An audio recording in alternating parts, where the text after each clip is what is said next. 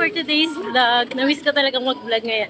Pupunta tayo sa isa sa mga pinupuntahan kong ukay. Kasama ko ang aking baby sister. Yay! Samahan nyo kami mag-ukay dito sa Marikina. So we're here na. Nandito na kami ngayon. Kaya umpisa mo na. Umpisa mo na maghanap ng mga ukay-ukay.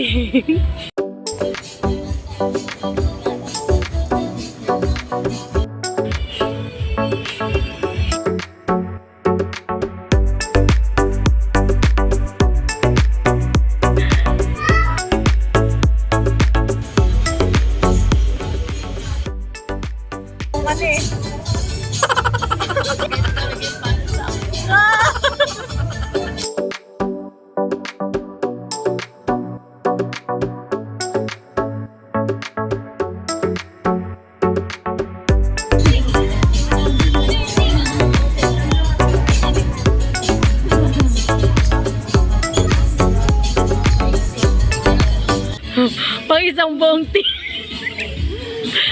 kay ate, kay kuya. Kuya Jen. Kay ate Luca. Sa'yo to. Dami ah. Ito kay kuya Smith. Sa akin. Kay green, red, blue, kay Aurin. Kay nanay. Kay nanay. Ang buong isang team.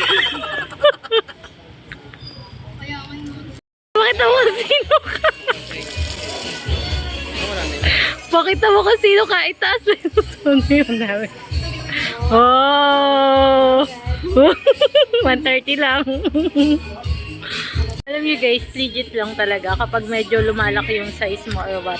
Sa ukay-ukay ka talaga nabili na ng mga short. Kasi dito sa ukay-ukay usually, meron silang mga malalaking size. Kaya minsan talaga dito ako bumibili. Kaysa mag-changi ako, dito na lang ako sa ukay-ukay. Simba. Mga nagtataka bakit hindi na ako nagpo-food vlog. Medyo lumaki talaga kasi ako ngayon simula na mga nag-food vlog ako. So, kaya hindi muna ako nagpa-vlog ng mga foods. So, ngayon ang binablog ko talaga ngayon katulad ng mga to, tapos travel kung saan. Tapos, nagmi-mini vlog din ako. Sana supportahan niyo yung mini vlog ko sa Facebook page ko. Then, sana tangkalikin niyo pa rin yung YouTube channel ko. Gusto ko muna magpapayat. Bayaran session. Wait lang.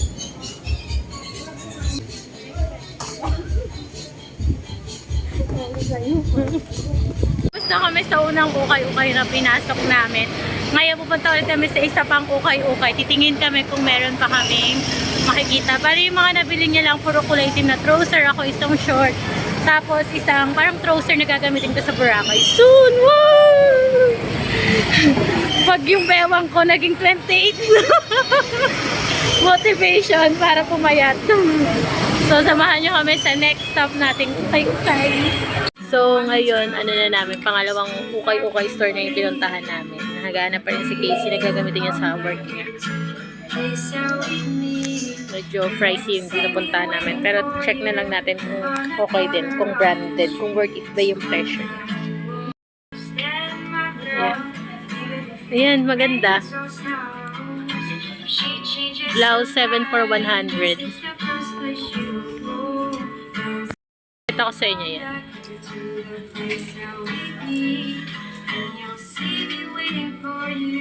Sa pangalawang napuntahan namin ukay-ukay, wala kaming nabili. So ito na yung pangatlong ukay-ukay na pupuntahan namin. Sana okay naman siya. Sana pasok sa budget.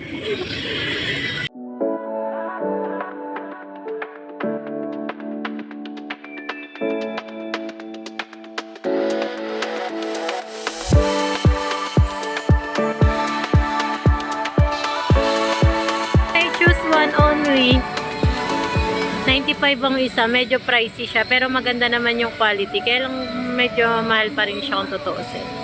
So ay namimili si Kulot kung anong gusto niya. Ayoko nito. Ayaw mo niyan? Eto, anong bet mo sa tatlo? Yan. Yung pambagyo niya.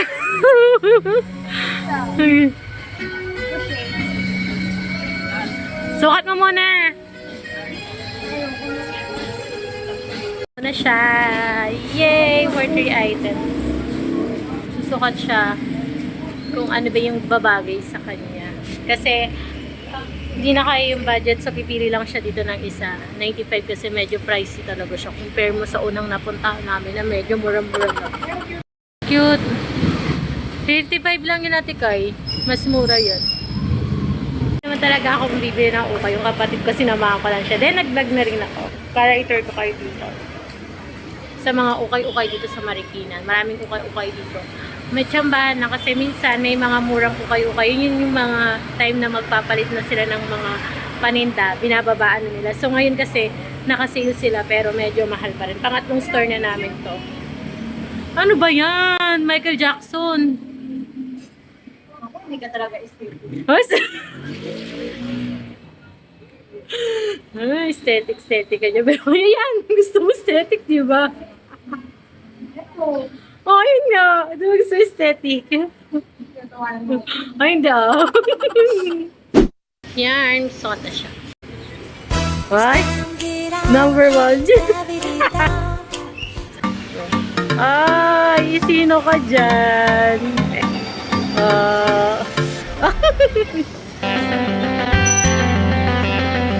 Simple lang. Okay din. Yeah. Yes, tapos na siya. Ano napili mo? Yung una. Hindi ako. Kinuha pa akong alaga. Gonna go. Payment first.